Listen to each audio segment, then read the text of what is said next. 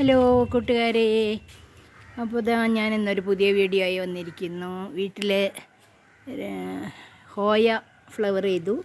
മുൻപ് Hoya flower ചെയ്തത് ഞാൻ ഇട്ടിട്ടുണ്ടായിരുന്നു. പക്ഷേ ആ ഫ്ലവറും ഈ ഫ്ലവറും തമ്മിൽ വ്യത്യാസമുണ്ട്. കളറിലും അതിൻ്റെ ഡിസൈനിലൊക്കെ വ്യത്യാസമുണ്ട്.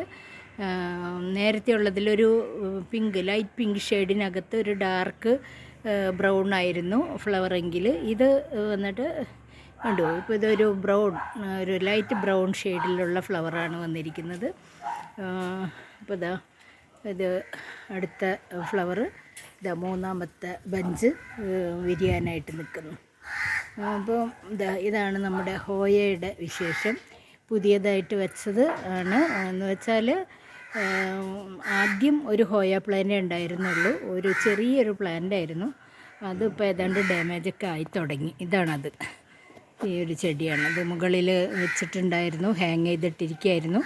പിന്നെ അതെങ്ങനെ ഉണക്കം പിടിച്ചു തുടങ്ങിയപ്പോൾ ഞാനതിനെ താഴേക്ക് എടുത്തുകൊണ്ട് വന്ന് ഇപ്പോൾ മതിലായിട്ട് അധികം വെയിലൊന്നും ഇല്ലാത്തൊരിടത്ത് വെച്ചിരിക്കുകയാണ്. ഇതാണ് നമ്മുടെ ഇപ്പോൾ ഫ്ലവർ ചെയ്ത് നിൽക്കുന്ന ഹോയയുടെ ചെടിയാണിത്. ഇത് രണ്ടും ഇപ്പോൾ പുതിയതായിട്ട് വെച്ചിരിക്കുന്നതാണ്. അതിൽ ഈ ഒരു ചെടിയിൽ നിന്നാണ് ഇപ്പോൾ നമുക്ക് ഈ ഫ്ലവർ ഉണ്ടായിരിക്കുന്നത്. വള്ളിയായിട്ട് പടരും. അപ്പം ഞാൻ ഇവിടെ ഇങ്ങനെ ഈ നമ്മുടെ പോസ്റ്റിൽ നിന്ന് നമ്മുടെ ഷീറ്റ് ഇട്ടിട്ടുള്ള ഈ തൂണിലേക്ക് ഇങ്ങനെ കെട്ടിയിരിക്കുകയാണ്. അപ്പോൾ ഇതിങ്ങനെ ഇനിയും വള്ളികളിൽ അടുത്തൊരു ബഞ്ചുണ്ടാകാനുള്ള ഒരു സാധ്യത അവിടെ കാണുന്നുണ്ട്. അപ്പോൾ ഇനിയും ഫ്ലവർ ഉണ്ടാകും. ഇപ്പോൾ ഇതൊരു സീസൺ ആയിരിക്കണം.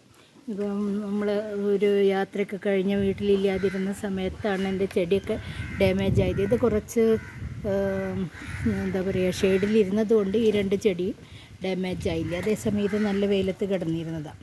അപ്പം അത് ഡാമേജായി. നമുക്കിനി അതിനെ പ്രൊട്ടക്റ്റ് ചെയ്തെടുത്താലേ കിട്ടുള്ളൂ.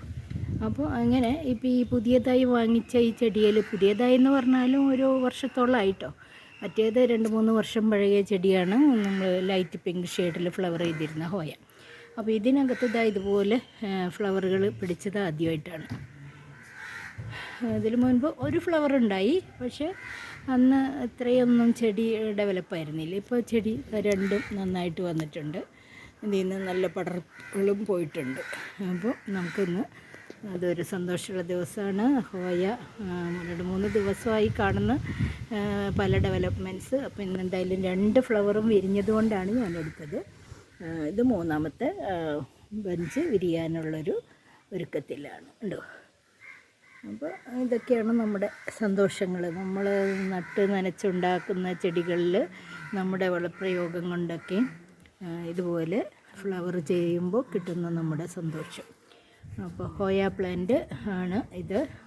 ഹോയ പ്ലാന്റ് പല വെറൈറ്റികളിൽ, പല ഫ്ലവറുകൾ, പല ടൈപ്പ് ലീഫിൽ. ഇതൊരു വാരിഗാറ്റഡ് ആണ്. ഇതിൻ്റെ ലീഫ് കണ്ടു, ഡിസൈനുണ്ട്. അതിന് ഒരു വൈറ്റ് ഷെയ്ഡൊക്കെ വരുന്നുണ്ട്. ഇതാണ് വാരിഗാറ്റഡ്. അതേസമയം ഇതാണെങ്കിൽ വാരിഗാറ്റഡ് അല്ല. ഇതിൻ്റെ ലീഫ് ഇതുപോലെ ഉണ്ട്, തിക്ക് ലീഫാണ്. ഭയങ്കര എന്നുവെച്ചാൽ വെള്ളം ഇതിനകത്ത് ഉണ്ടായിരിക്കും എപ്പോഴും. അപ്പം ഒരുപാട് ഡ്രൈ ആയി കഴിഞ്ഞിട്ടുണ്ടെങ്കിൽ ചെടി ഡാമേജ് ആകാൻ തുടങ്ങും. അപ്പോൾ അതാണ് നമ്മുടെ ഹോയയുടെ വിശേഷം. അപ്പോൾ ഇനി അടുത്ത വീഡിയോയിൽ കാണും വരെ എല്ലാവർക്കും നമസ്കാരം. Thanks for watching. എല്ലാവരും ഹാപ്പി ആയിരിക്കുക, ഹെൽത്തി ആയിരിക്കുക. ഓക്കേ.